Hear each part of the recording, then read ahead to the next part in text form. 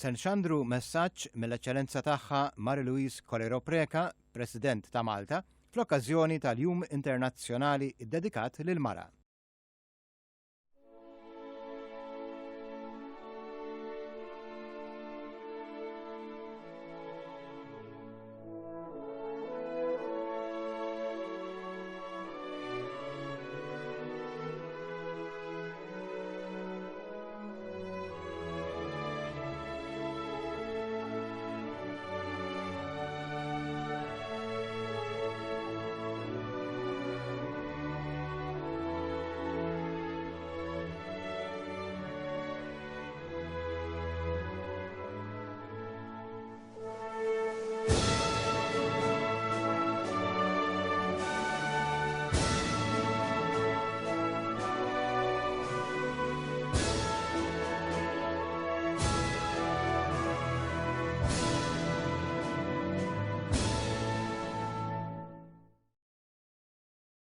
Fl-okkażjoni ta' 8 ta' Marzu, il-Jum Internazzjonali ddedikat lill-Mara, nixtieq insellmilkom u naqsam xi riflessjonijiet magħkom dwar il-mixja tagħna bħala soċjetà li naspira li tkun waħda effettivament ugwali.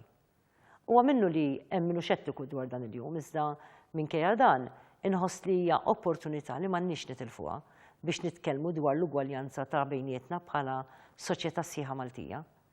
Xtaqt nibda billi nenfasizza li hemm bżonn li kulħadd f'pajjiżna kemm nisa, irġiel u anke tfal jifhmu, jarfu u jgħixu il-prinċipji tal-ugwaljanza fis-soċjetà tagħna. Irridu nistqarru li għamilna passi kbar il qudiem f'din il-mixja iżda qatt hemm esperjenzi mill-aktar reali f'pajjiżna fejn irridu naħdmu ferm aktar biex niksbu ugwaljanza effettiva. Jien nemmen li fil-ħajja rridu nipprattikaw il-prinċipju tal-inklużjoni f'kollox. Inklużjoni fil-ħsieb, inklużjoni fejn jittieħdu d-deċiżjonijiet, inklużjoni fit-tmexxija tal-pajjiż. Iżda biex dan iseħħ irid ikun hemm rappreżentanza minn kulħadd f'kull livell. Għalhekk huwa importanti li jkollna rappreżentanza xierqa min-naħa tan-nisa wkoll f'kull qasam tal-ħajja, fit-tmexxija pubblika, fil-Parlament u kull fejn jittieħdu u jiġu implementati d-deċiżjonijiet. F'dal-kuntest irridu nammettu li għadna lura. Għalhekk flimkien mal-fondazzjoni tiegħi għall-ġid tas-soċjetà għadna kemm waqqafna netwerk għan-nisa żgħażagħ li jixtiequ jkunu ta' servizz fil-politika u l-ħajja pubblika u li jixtiequ ikunu attivi fil-politika fuq livell lokali, nazzjonali u jew internazzjonali. L-għan aħħar huwa li jkun hemm żieda fin-numru ta' nisa fl-isfera pubblika u fil-Parlament Malti.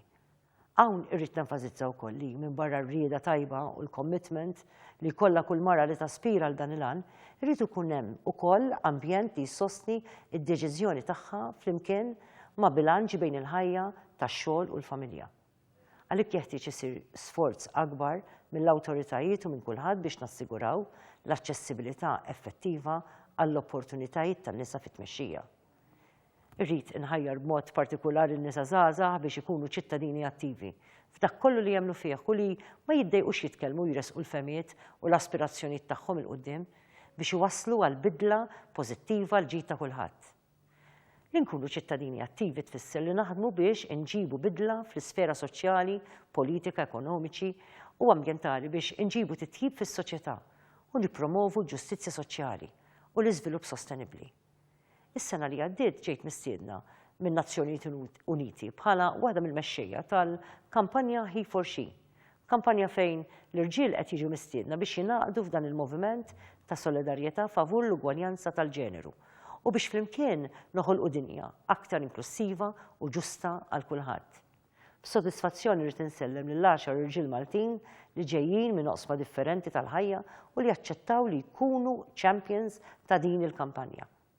Min-naħa l-oħra ma rridx innaqqas mill-mertu tal-ħidma ta' dawk in-nisa li jażlu li jibqgħu id-dar u li jikkontribwixxu bil-kbir mhux biss fl-iżvilupp tal-familja tagħhom, iżda b'mod indirett tal-ekonomija ta' pajjiżna u s-soċjetà tagħna ġenerali. Lil dawn nisa nsellmilhom u nħeġġiġhom biex jibqgħu jaħdmu b'risq is-soċjetà Maltija. F'dan il-jum ma nistgħux ma niftakrux ukoll f'dawk in-nisa u tfajliet madwar id-dinja kollha li jkomplu jsofru minn diskriminazzjoni u minn vjolenza, anke saħansitra f'daru. Hawnhekk ukoll inħeġġeġ biex kulħadd jagħmel ħiltu jisemma' leħnu kontra l-vjolenza biex din is-susa soċjali neqrduha darba l dejjem. L-ugwaljanza mhijiex biss dritt fundamentali tal-bniedem, iżda pedament meħtieġ għal soċjetà inklusiva u sostenibbli u għal kisba u t-tisħiħ tal-paċi. Hemm bżonn ninkludu lil kulħadd jekk tassew iridu nħadnu id-drittijiet tal-mara f'kuntest iktar wiesa' fejn naħdmu lejn il-ġid kollettiv tas-soċjetà. Irdu nkomplu naħdmu sabiex kull wieħed waħda minna, kull mara, kull raġel, kull tifel u kull tifla ikollhom kull opportunità li jiżviluppaw il-potenzjal sħiħ tagħhom, kif ukoll biex jilħqu l-aspirazzjonijiet tagħhom, kemm fil-karriera, kif ukoll fil-ħajja personali, kif jixraq fuq kollox lil kull bniedem. Insemmilkom minn qalbi u nawguralkom għaqda paċi u ġid.